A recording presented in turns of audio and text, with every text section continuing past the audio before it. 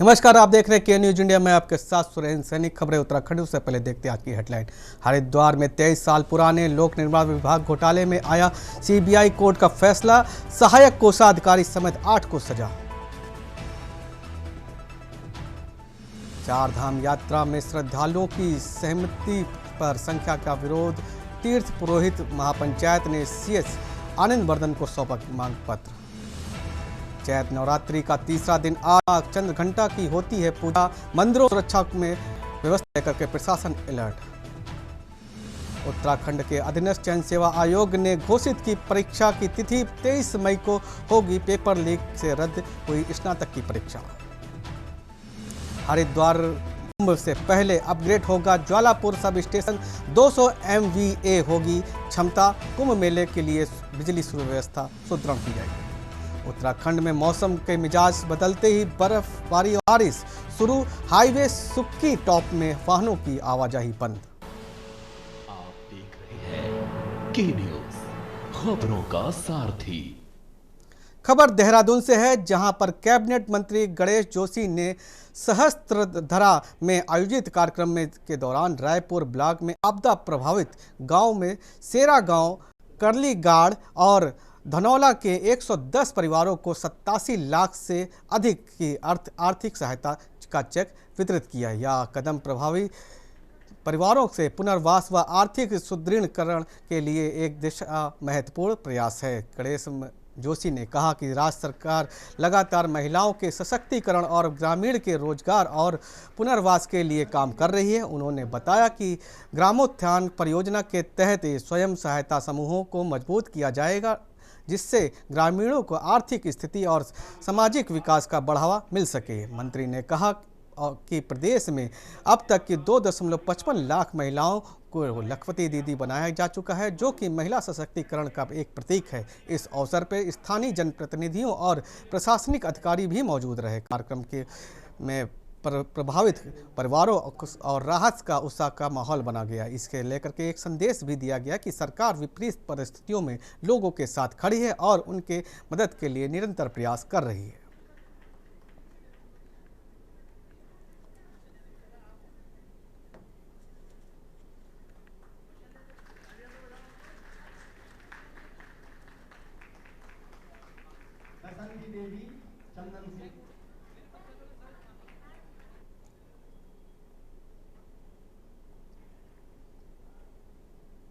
विकास विभाग क्योंकि मेरे पास है, ब्रिजों के अंतर्गत सेरा गांव, कालीगाड़, धनौले के मेरे आपदा परिवारों को।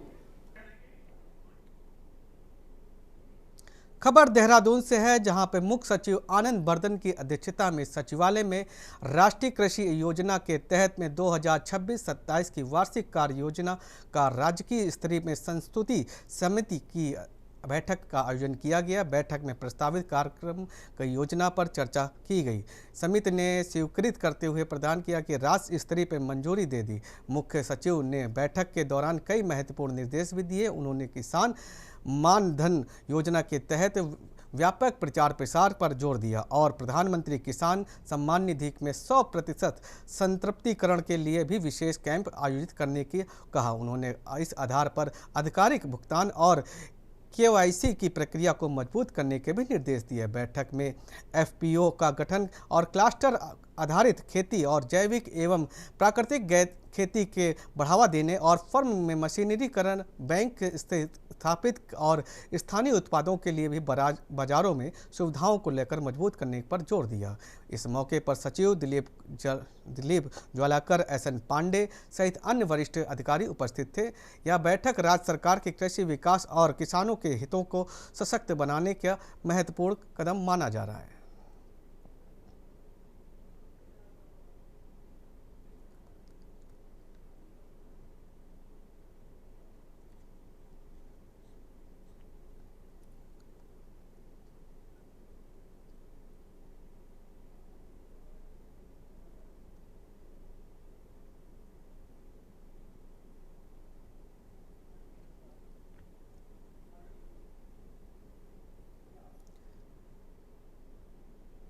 खबर देहरादून से है, जहां पर मसूरी क्षेत्र में हाथी पांव के पास राहत में एक कार खाई में गिरी हुई।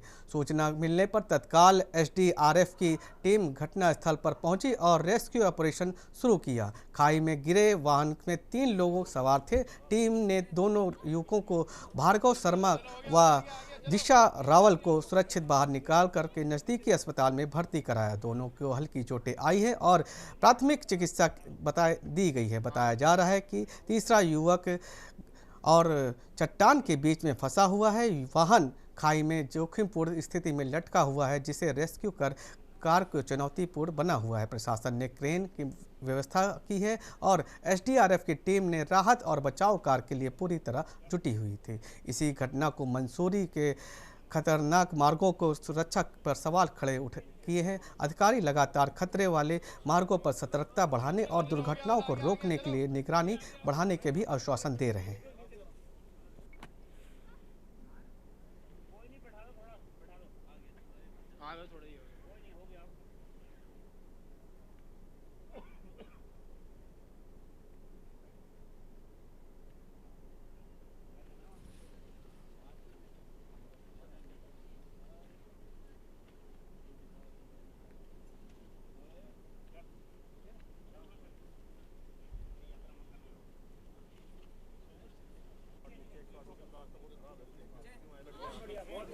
चलो चलो हो गया, आगे आगे चलो आगे आगे आप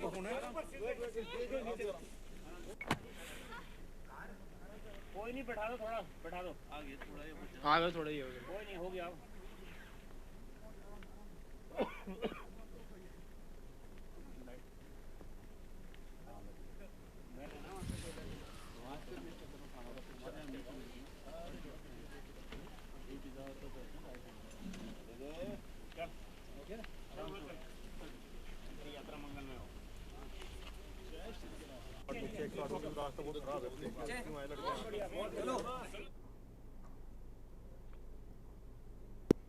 खबर देहरादून से है, जहां पर एलपीजी गैस की कालाबाजारी रोकने के लिए 100% होम डिलीवरी सुनिश्चित करने के लिए जिला अधिकारी समीन बंसल के निर्देश पर क्यूआरटी की टीम को सक्रिय कर दी गई है। टीमों ने जिले में विभिन्न गैस एजेंसियों का निरीक्षण किया और मांग व आपूर्ति की समीक्षा की।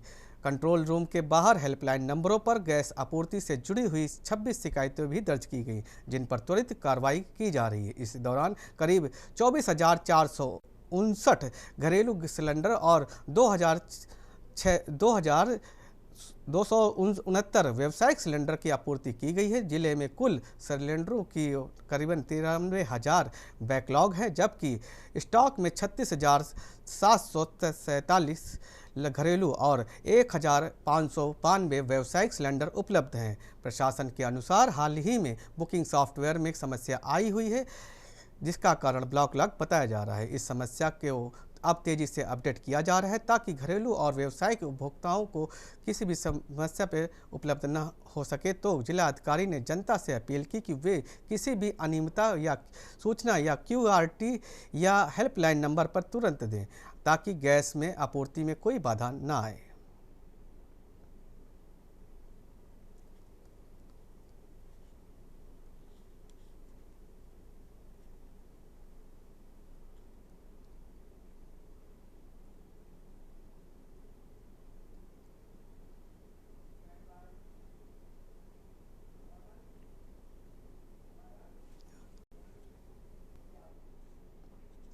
खबर देहरादून से है, जहां पर महापौर सौरभ थपलियाल ने नगर निगम में अधिकारियों को पार्षदों की समस्या को त्वरित निस्तारण करने के निर्देश दिए। उन्होंने कहा कि समस्याओं में समाधान लापरवाही बर्दाश्त नहीं की जाएगी और उल्लंघन करने वालों के खिलाफ सख्त कार्रवाई की जाएगी। महापौर ने आईटी सेल को निर्देश दिए कि निगम में व्हाट्सएप ग्रुप तुरंत सक्रिय किया जाए, सभी पार्षदों को इसमें जोड़ा जाए, ताकि समन्वय बेहतर हो सके और वार्ड स्तर पर काम तरीके से किया जा सके। कार्यक्रम सुव्यवस्थित और समय पर आयोजित किया है, जिससे पार्षदों में भागीदारी सुनिश्चित। इसके अलावा महापौर ने प्रत्येक वार्ड के विकास कार्यों का विस्तरीकरण तैयार कर जल्द ही प्रस्तुत करने के निर्देश भी दिए। उन्होंने पारदर्शिता और जवाबदेही और प्रशासन पर तत्परता पर जोर दिया। ताकि नागरिकों को समस्या का शीघ्र समाधान व सुनिश्चित किया जा सके। महापौर का यह कदम नगर निगम के कार्यकुशलता और जनता के प्रति जवाबदेही बढ़ाने की दिशा में एक महत्वपूर्ण माना जा रहा है।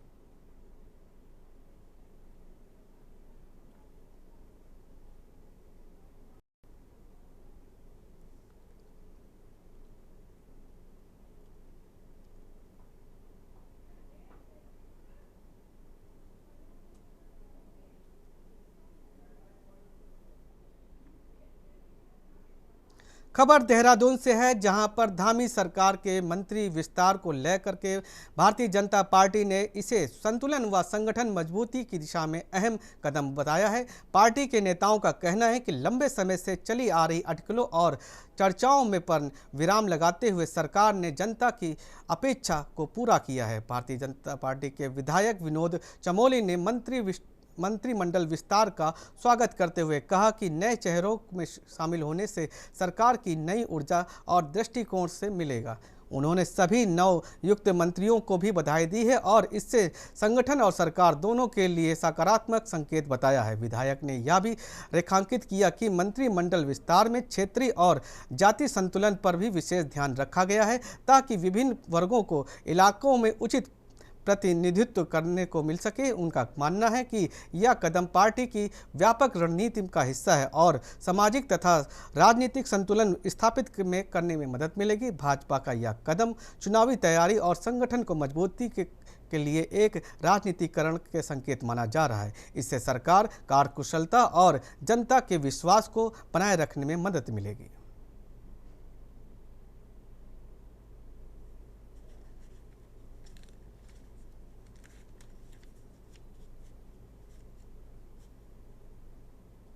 पहली बात तो ये है कि बार बार ये अटकलें जो लगती थी कि मंत्रिमंडल विस्तार कब होगा, और हमारे विरोधी इसको मुद्दा बनाने का प्रयास करते थे। आज वो विस्तार पूर्ण हुआ तो मैं समझता हूँ कि जनता की जो अपेक्षाएं थी कि मंत्रिमंडल पूर्ण हो, मेरी सरकार ने वो कार्य पूर्ण किया है। और मैं आपके माध्यम से उन तमाम जो 5 नए चेहरे हमारे मंत्रिमंडल में जुड़े हैं उनको अपनी ओर से बधाई भी देना चाहता हूँ, शुभकामनाएं भी देना चाहता हूँ। दूसरा, इस मंत्रिमंडल विस्तार के कारण एक बड़ा मैसेज ये गया है कि हमने सभी जगहों का संतुलन किया है, चाहे क्षेत्रीय आधार हो चाहे वो जातीय आधार हो। शहर में पूरे क्षेत्र में मुस्लिम समाज के लोगों ने ईद उल फितर के मौके पर ईद की नमाज अदा की, साथ ही एक दूसरे को गले लग करके ईद की मुबारकबाद दी। बता दें कि इस्लामिक कैलेंडर के रमज़ान महीने के में आखिरी दिन चांद का दीदार किया जाता है और अगले दिन यानी कि इस्लामिक कैलेंडर के 10वें महीने में यानी कि शव्वल की पहली तारीख को ईद की नमाज ईदगाह में अदा की जाती है। वहीं सितारगंज के क्षेत्र में तमाम मुस्लिम इलाकों में ईद उल फितर की नमाज अदा की गई। साथ ही मुस्लिम समाज ने लोगों को ईद पर नमाज के बाद देश में अमन चैन की दुआएं भी मांगी, साथ ही एक दूसरे लगा करके ईद फितर की मुबारकबाद दी। ईद के मौके पर मुस्लिम समाज के लोगों में अच्छा खासा खुशी का माहौल देखा गया और एक दूसरे को ईद की बधाई देते हुए मुस्लिम समाज के लोगों ने नजर आए।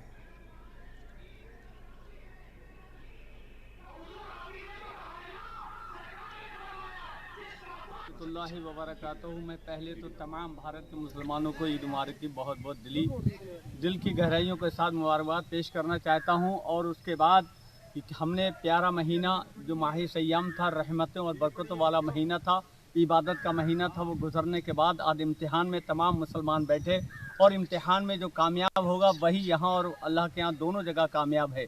मुसलमान आज के दिन बैठकर पूरे भारत का मुसलमान हर लाखों की तादाद में एक पैगाम देता है अखलाक का, प्यार का, मोहब्बत का, कि देखो ईद का दिन आज सिर्फ खुशी का नहीं है बल्कि खुशियाँ बांटने का दिन है। आज गरीबों पे शफकत का हाथ रखने का दिन है, यतीमों को गले लगाने का दिन है। छोटा सा ब्रेक, जल्द हाजिर होते हैं।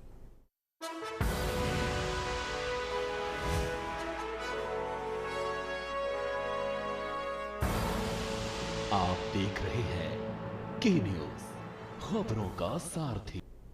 ब्रेक के बाद स्वागत है आपका। खबर उत्तराखंड में आज 2027 में विधानसभा चुनाव होने हैं। बीजेपी चुनाव की जीतने के लिए हैट्रिक लगानी चाहती है। ऐसे में चुनाव को लेकर के ठीक 9 महीने पहले शुक्रवार को 20 मार्च को कैबिनेट का विस्तार करते हुए नए 5 विधायकों को मंत्री बना दिया गया है। शुक्रवार को हुए ताज़ा कैबिनेट विस्तार में शामिल किए गए 5 नेता खजान दास, भरत चौधरी, राम सिंह केड़ा और मदन कौशिक और प्रदीप बत्रा को राजनीतिक सफ़र और जनाधार ने उन्हें मुकाम पर लेकर के आया है।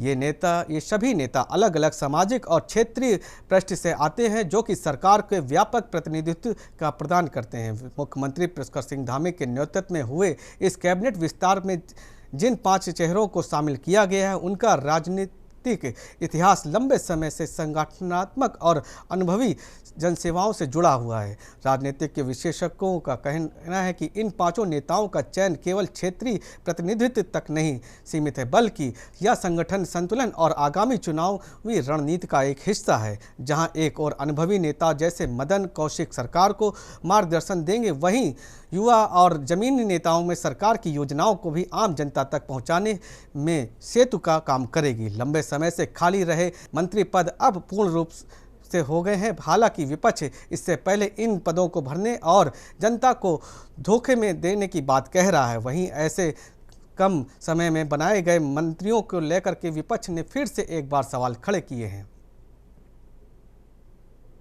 नवरात्रि के दूसरे दिन यानी आज मुख्यमंत्री पुष्कर सिंह धामी ने कई विधायकों को तोहफा दिया है। अपने कार्यकाल के 4 वर्ष पूरे होने के ठीक 2 दिन पहले शीर्ष नेतृत्व की मुहर के बाद मुख्यमंत्री ने अपनी कैबिनेट का विस्तार करते हुए 5 विधायकों को मंत्री पद से नवाजा। बात करें 2027 विधानसभा चुनाव की, कवायद प्रदेश में शुरू हो गई है। कुल मिलाकर उत्तराखंड कैबिनेट में शामिल किए गए ये 5 चेहरे अपने अपने क्षेत्रों में मजबूत पकड़ रखते हैं। उनका राजनीतिक इतिहास उन्हें इस नई जिम्मेदारी के लिए उपयुक्त बनाता है। अब सभी की नजर इस बात पर होगी कि ये नए मंत्री अपने विभागों में किस तरह प्रदर्शन करते हैं, राज्य के विकास में क्या योगदान देते हैं, साथ ही आने वाले विधानसभा चुनाव 2027 पर इस मंत्रिमंडल विस्तार का क्या असर पड़ता है। वहीं विपक्ष नवनिर्वाचित कैबिनेट मंत्रियों को बधाई देता और कम समय के लिए मंत्री बनाए जाने पर तंज कसता नजर आ रहा है। मैं सबसे पहले तो आज जिन माननीय लोगों को आज मंत्री परिषद का दायित्व आज मिला है, उन सभी को मैं अपनी तरफ से बहुत बधाई देता हूं, शुभकामनाएं देता हूं। और सभी लोग लंबे समय से राजनीतिक क्षेत्र और सामाजिक क्षेत्र में काम करते रहे हैं। सबका दीर्घकालिक अनुभव है। उनके दीर्घकालिक अनुभव का लाभ पूरे प्रदेश को मिलेगा। और हमारे प्रधानमंत्री जी का जो विकसित भारत का संकल्प है, उस विकसित भारत के संकल्प को पूरा करने में उत्तराखंड अपना योगदान देगा। उसमें इन सभी महानुभावों का बड़ा योगदान होगा। और प्रधानमंत्री जी ने जो बाबा केदार के धाम से ये उद्घोष किया था कि ये दशक उत्तराखंड का होगा। उत्तराखंड खबरों के बीच इस वक्त की बड़ी खबर मथुरा से आ रही है। मथुरा में गौरक्षा का फरसा वाले बाबा की हत्या। गौरक्षक बाबा की हत्या पर जमकर बवाल। दिल्ली आगरा हाईवे पर भीड़ का पथराव। गाड़ी से कुचलकर बाबा की बेरहमी से हत्या। बड़ी खबर मथुरा से। पुलिस ने भीड़ पर दागे आंसू गैस के गोले। इस समय की बड़ी खबर। बड़ी तादाद में गौरक्षा हाईवे पर एकत्रित हुए।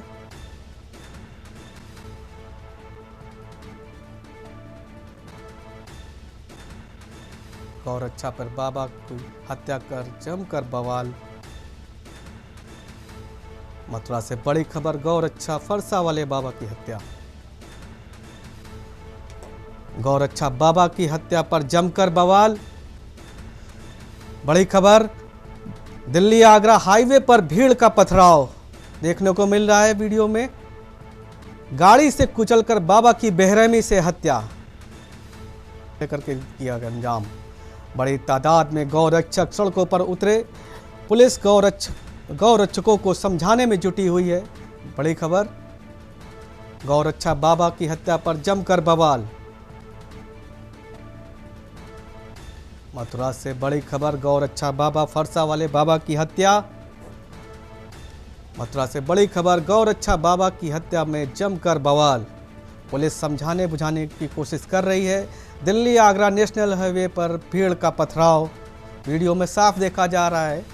मथुरा से बड़ी खबर, बड़ी खबर, पुलिस ने भीड़ पर दागे आंसू गैस के गोले।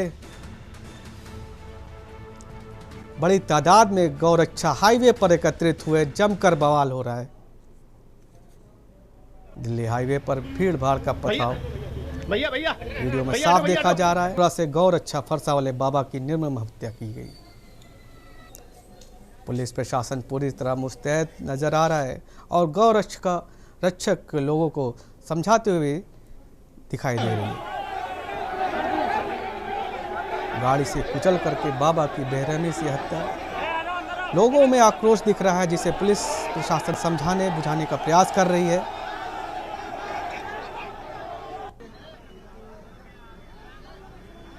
गौरक्षा पर बाबा की निर्मम हत्या। दिल्ली के आगरा हाईवे पर इसी खबर पर ज़्यादा जानकारी के लिए हमारे साथ सुशील चौधरी जुड़े हुए हैं। सुशील, क्या कुछ घटना को लेकर के क्या कुछ जानकारी मिल रही है आपको? आपको बता दूं कि आज रात की घटना है, जो फरसा वाले वाला है बाबा है, यह गौ तस्करों द्वारा इनकी बेरहमी से हत्या कर दी गई है। मैं आपको बता दूं कि यह रात को जो गौरक्ष बाबा है, यह जो गौ तस्कर है उनको पीछा कर रहे थे। जो बताया जा रहा है कि वह जो गौ तस्कर है उनके द्वारा उनकी निर्मम हत्या कर दी गई, जिसके बाद जो गौरक्षक है उनमें रोष देखने मिल रहा है। आप देख सकते हैं किस तरीके से जो दिल्ली आगरा नेशनल हाईवे उसको जाम कर दिया गया है। और इसके बाद पुलिस उसको समझाने बुझाने पहुंची तो पुलिस पर भी पथराव कर दिया गया है। आप देख सकते हैं किस तरीके से जो बड़ी तादाद में जो गौरक्षक हैं वह पहुंच गए हैं और जो पुलिस पर भी पथराव कर दिए गए। कई गाड़ियां क्षतिग्रस्त कर दी गई हैं और जो पुलिसकर्मी है उन पर भी लगातार हमला कर रहे हैं। पुलिस अपने बचाव में अभी जो आंसू गैस के गोले हैं वह भी उनके द्वारा दागे जा रहे हैं। जी, तो गौरक्षकों ने जमकर ये हंगामा किया है। प्रशासन किस तरह मुस्तैद नजर आ रहा है, समझाने का भी प्रयास कर रहा है? जी, आप तस्वीरों में देख सकते हैं किस तरीके से जो प्रशासन है वह भी लगातार प्रयास कर रहा है कि उनको समझाया जाए, लेकिन उसके बावजूद भी काफी जो गौरक्षक हैं उनके द्वारा जो गाड़ियां हैं तोड़फोड़ की गई है। मजबूरन पुलिस को बचाव के लिए जो आंसू गैस के गोले हैं वह दागे जा रहे हैं, लेकिन देखा जा रहा है कि जो गौरक्षक है वह काफी तादाद में है और उनमें रोष देखा जा रहा है। जी, प्रशासन के आला अधिकारी, बड़े उच्च अधिकारी वहां पर पहुंचे कि नहीं पहुंचे हैं? और आपको बता दूं कि जो आला अधिकारी हैं वह भी मौके पे पहुंच रहे हैं। जो स्थिति है उसको काबू करने के लिए प्रयास किया जा रहा है। तो किसी संगठनात्मक गौरक्षा के लोगों से बात हुई है इस बवाल को लेकर के? शांति की अपील की जा रही है एक तरफ प्रशासन को लेकर।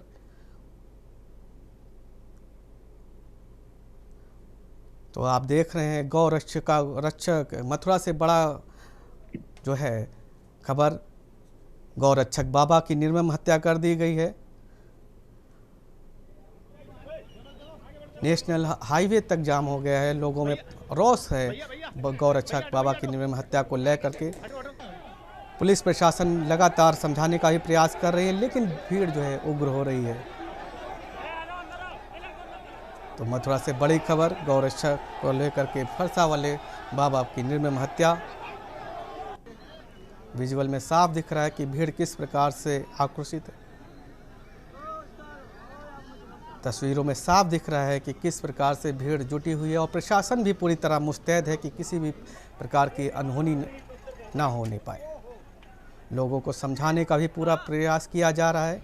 कहीं ना तो कहीं पुलिस ने भी आंसू गैस के गोले दागने का भी प्रयास किया है, जिससे लोगों में भगदड़ ना हो पाए। वीडियो तस्वीरों में साफ देखा जा रहा है कि किस प्रकार से धक्का मुक्की के भी प्रयास किए जा रहे हैं लोगों के द्वारा, लेकिन पुलिस प्रशासन पूरी तरह मुस्तैद है।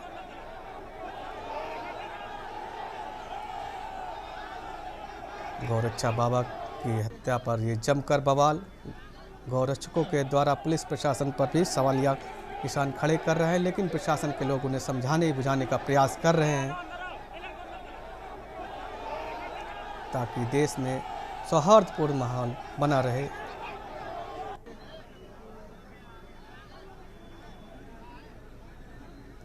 तो मथुरा से बड़ी खबर, गौरक्षक नेशनल हाईवे पर पथराव की स्थिति को पुलिस प्रशासन ने पूरी तरह रोका। सुशील, फिलहाल की स्थिति में क्या है वहाँ पर, क्या भाप रहे उस स्थिति में? इस समय क्या चल रहा है लेटेस्ट में? सुशील, क्या स्थिति बनी हुई है वर्तमान में? क्या आपकी बात हो पाई है किसी प्रशासनिक अधिकारी से?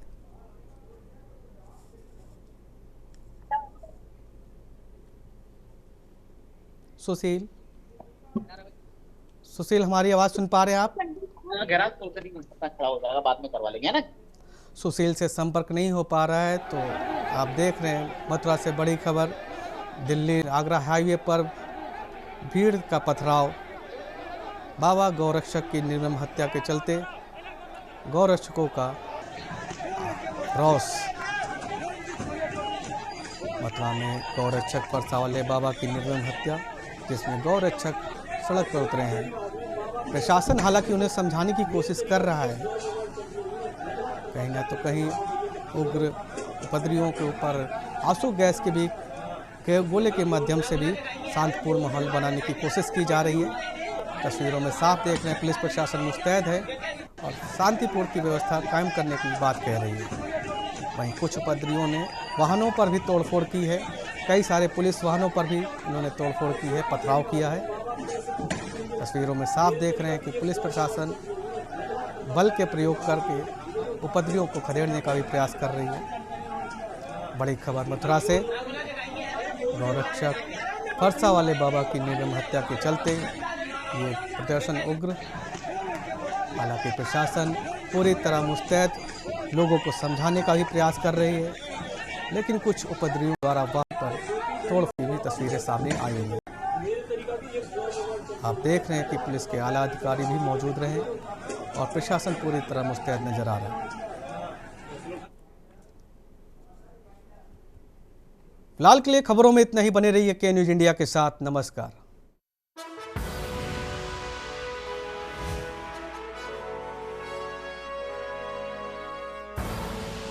आप देख रहे हैं के न्यूज, खबरों का